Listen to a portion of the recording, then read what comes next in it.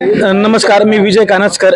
आज धामणी या ठिकाणी एक दिवसीय लाक्षणिक उपोषण धामणी ग्रामस्थांनी या ठिकाणी आंदोलनाच्या पवित्र्यात या ठिकाणी जमा झालेले आहेत ग्रामस्थ आणि आंदोलन करण्याचं ठरवलेलं आहे. ग्रामसभा आणि गावातील अनेक लोक या ठिकाणी जमलेली आहेत. शासनाच्या वीज कनेक्शन न देण्याच्या धोरणाविरुद्ध धामणीकरांचा हा एल्गार आहे आणि या ठिकाणी काही ग्रामस्थ आहेत, पदाधिकारी सुद्धा आहेत. तर त्यांना आपण विचारूया नेमकं तुमची मागणी काय आहे आणि तुम्ही हे आंदोलन का करताय. तर पहिल्यांदा आपण राष्ट्रवादी काँग्रेस पक्षाचे अध्यक्ष रवींद्र करंजखिले आहेत, जे पंचायत समितीचे माजी सदस्य होते. साहेब नमस्कार. या ठिकाणी जे आपण आंदोलन करण्याचा निर्णय घेतलेला आहे ग्रामस्थ म्हणून आणि आपण एक पुढारी म्हणून, नेमकं काय कारण आहे? सगळ्यात महत्त्वाचं गाव महत्त्वाचं आहे माझ्या दृष्टीने. पक्षापेक्षा गावाला कधी पण मी जास्त किंमत देतो. त्याचं कारण असं आहे का, या जननी जन्मभूमी स्वर्गसे महान आहे. त्याच्यामुळं गावातल्या लोकांची सुख, लोकांचं दुःख हे सगळ्यात महत्त्वाचं आहे. आणि त्याच्यामुळं या ग्रामस्थांच्या बरोबरीनं किंबहुना ग्रामस्थांचं नेतृत्व सध्या मी करतोय. या ठिकाणी आपण थोडीशी माहिती घेतली मी तर 9 पाईपलाईन आपण पाटापासून या ठिकाणी आणलेल्या आहेत. मग तुम्हाला सौर ऊर्जा सरकार जर देतंय तर तुम्हाला काय प्रॉब्लेम आहे त्या सौर ऊर्जा घेण्याचा?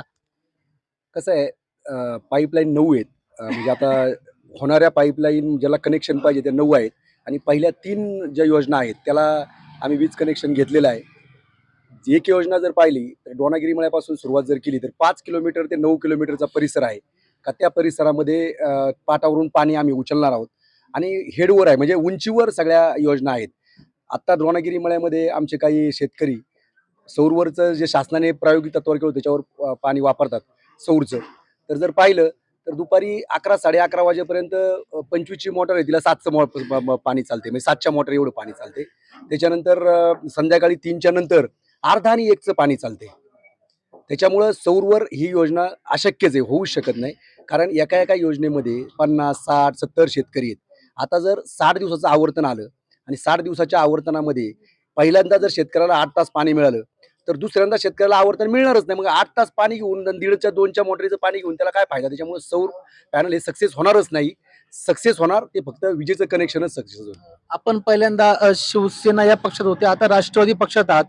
आढळराव पाटील असतील किंवा वळसे पाटील किंवा आता निवडून आलेले जिल्हा परिषद सदस्य विवेक वळसे पाटील असतील, त्यांच्याकडे मागणी केली होती का या वीज कनेक्शन बद्दल? आणि त्यांनी काय सांगितलं आश्वासन किंवा काहीतरी? आताच निवडणूक झालेली आहे, त्यांनी काहीतरी आश्वासन दिलं असेल ना, किंवा त्यांच्याकडून ती माळसाकान योजना आहे ती पण पूर्ण झालेली दिसत नाहीये कोणत्या नेत्याकडून किंवा कोणत्या पुढाऱ्याकडून आंबेगाव तालुक्यात? नाही, आता आम्ही ग्रामसभेला बसलोय त्याच्यामुळे आम्ही तो विचारच करणार नाही. इथून पाठीमागं काय झालं हे सगळ्या ग्रामस्थांचा ठराव आहे की इथून पाठीमागं काय झालं त्याचा विषय घ्यायचा नाही. आता याचा जर विचार केला 9 पाईपलाईनचा, तर ज्यावेळेस या 9 पाईपलाईन केल्या त्यावेळेस आम्हाला ज्यावेळेस समजलं ग्रामस्थांना की आता अशा पद्धतीने वीज कनेक्शन देणं बंद आहे, सौरवरच कनेक्शन द्यायचे, त्यावेळेस आम्ही प्रथमतः नामदार वळसे पाटील साहेबांकडे सगळे ग्रामस्थ गेलो, आढळराव पाटलांकडे सगळे ग्रामस्थ गेलो आणि त्यांनी आम्हाला सांगितलं अशा अशा पद्धतीने आपल्याला जावं लागेल. विधानसभेचं अधिवेशन चालू होतं आणि अधिवेशनामध्ये गावातले 20-25 शेतकरी घेऊन आणि हे 2 लोकप्रतिनिधी घेऊन आम्ही विधान भवनामध्ये गेलो. देवेंद्र फडणवीस यांना आम्ही भेटलो निवेदन देऊन ग्रामस्थांचं. वळसे पाटलांच्या लेटर पॅडवर सुद्धा ते निवेदन केलं आणि वळसे पाटलांच्या निवेदनानंतर आमच्या समोर देवेंद्र फडणवीस यांनी लिहिलं की विशेष बाब म्हणून मान्यता देण्यात यावी. कारण आम्ही त्यांना सांगितलं की आमचं कशा पद्धतीने इथं आम्ही योजना केल्यात, कसं कर्ज काढले आणि म्हाळसाकांत योजना जी तुम्ही करणार होता आता तर DPR पण मंजूर आहे. करणार होतं, होईल न होईल माहीत नाही मला, पण DPR पण मंजूर आहे. तर त्या योजनेला जवळजवळ 250-300 करोड रुपये खर्च येणार होतो. म्हणजे जर गावामध्ये आम्ही तुमचा 1 रुपया घेतला नाही तर आम्हाला तुम्ही फक्त वीजच द्यायची, हे आम्ही त्यांना सांगितलं. आणि त्यावेळेस आम्हाला वाटलं होतं की 100% देवेंद्र फडणवीसांच्या या पत्रावर जी टिप्पणी आहे त्याच्यामुळे आम्हाला विजेचं कनेक्शन मिळेल. परंतु आमचा भ्रमनिरास झाला. आम्ही त्याच्यानंतर 5-6 वेळा परत आता काल सुद्धा आम्ही मंत्रालयामध्ये गेलो, 3ही डायरेक्टरांना भेटलो वीज मंडळाच्या. परंतु एकदम निगेटिव्ह थिंकिंग त्यांचं आलं. त्यांना तुमची योजना चालू नाहीतर नाही चालू, त्यांना काय सोयीसुतक नाहीये. त्यांना फक्त सौर एवढंच करायचंय, त्यांना बाकी कशात इंटरेस्ट दिसत नाही. आम्ही तर ग्रामस्थांनी मगाशी ठराव घेतलाय का आम्ही सकाळपासून उपोषणाला या ठिकाणी बसलोय आणि उपोषणाला बसल्यानंतर एकही अधिकारी फिरकला नाही. म्हणजे इथं सर्कल साहेब आलेत. म्हणजे ग्रामस्थांची एवढी लायकी आहे का तहसीलदारनी येऊ नये? ग्रामस्थांची एवढी लायकी आहे का डेप्युटी इंजिनियर MSCBच्या यावी नाही? ग्रामस्थांची एवढी लायकी आहे का PI नी इथं येऊ नये? म्हणजे ह्या प्रशासनाला आमच्या गावाची टिंगल केली आता त्यांना इथून पुढच्या काळामध्ये धामणी गाव काय करू शकतं आणि ग्रामस्थ काय करू शकतात हे 100% त्यांना दिसेल. यांनी प्रयत्न केले, त्यांच्या त्यांच्या प्रयत्नांना यश आलं नाही. अ, इथं अजून ग्रामस्थ आहेत, रेश्माताई बोराडे माजी सरपंच. ताई, आपल्याला माहित असेल की काही महिलांनी आपलं मंगळसूत्र मोडून काहीतरी कर्ज काढले आणि या पाईपलाईन साठी मदत केलेली. अतिशय बिकट परिस्थिती धामणीची आहे, तर तुम्ही याच्यावरती काय सांगाल की कर्जच काढून ही लाईन काय केली? शासनाचं कोणतं धोरण नव्हतं का तुमच्या गावासाठी पाण्यासाठी? नक्कीच शासनाचं धोरण नव्हतंच. प्रथमतः म्हाळसा कांदी योजनेविषयी चर्चा झाली होती भरपूर वेळा, पण ते सगळ्या शेतकऱ्यांच्या लक्षात आलं की ही योजना काही होऊ शकत नाही. तेव्हा सर्व धामणी ग्रामस्थांनी हा निर्णय घेतला की आता आपण ही योजना करायची म्हणून. त्यामध्ये सुरुवातीला 2-3 लाईनी झाल्या. त्यामध्ये त्यांनी वीज कनेक्शन घेतलं होतं. पण आत्ताच्या ह्या कंडिशनला लोकांनी म्हटले की आता मळ्यावाईज आपण कनेक्शन घेतलं पाहिजे. तर त्यांनी मग मिटिंगा घेतल्यानंतर ते कनेक्शन मिटिंगा घेतल्या. त्याच्यानंतरून मग त्यांनी कनेक्शन घ्यायचं ठरवलं. पण शासनाचा जी-आर आला की आता सोलरच तुम्हाला करावं लागेल. आम्ही त्यावेळेस नकारच दिला होता. कारण की काही अनुभवी लोकांनी सांगितलं होतं की ही योजना शक्य नाहीये. दिवसभर लाईट आहे, ठीक आहे ना. सकाळची जर लाईट थोडीशी डिमच राहणार सोलरची पण. मग ते थोडं प्रेशर दुपारपर्यंत वाढणार 12 वाजेपर्यंत. त्याच्यानंतर परत ते प्रेशर कमी होणार आणि ह्या एवढ्याशा प्रेशरने काहीच होऊ शकत नाही. म्हणजे शेतकऱ्याच्या तोंडाला पाणी पुसण्यासारखा हा विषय झालेला आहे. या ठिकाणी अजूनही काही ग्रामस्थ आहेत. अक्षय विधाटे, आपण त्यांच्याशी चर्चा करूयात. अक्षयजी, या ठिकाणी तुम्ही असं का ठरवलं की पाटावरून पाईपलाईन आणायची? योजना असेल, म्हाळसाकांदा असेल किंवा इथे विहिरी खणायचं किंवा काहीतरी कुठून तरी पाणी दुसऱ्या मार्गाने आणायचं, तुम्हाला अडचणी झाल्या काहीतरी? मला वाटतं वन खात्याने सुद्धा पाईपलाईनला अडचण केली होती. त्यानंतर वीज कनेक्शनला अडचण केली होती. वन खात्याचा आणि वीज कनेक्शनला तुम्हाला काहीतरी डीपी दिली होती.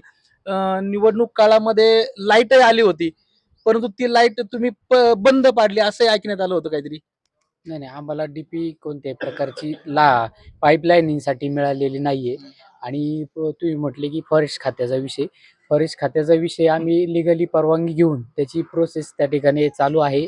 एक वेळा आमचे जे प्रतिनिधी आहे लाईनचे, ते नागपूरच्या वन विभाग ऑफिसला जाऊन आलेले आहेत. त्यामध्ये काही त्रुटी होत्या. त्याही त्रुटी पूर्ण करण्याचं काम चिन्नर ऑफिस जे आहे त्या ठिकाणी चालू आहे. आणि वीज कनेक्शनच्या बाबतीत तर म्हाळसाकांत योजनेचं आत्तापर्यंत आमच्यापर्यंत ते कोणती प्रक्रिया चालू आहे असं नाहीये.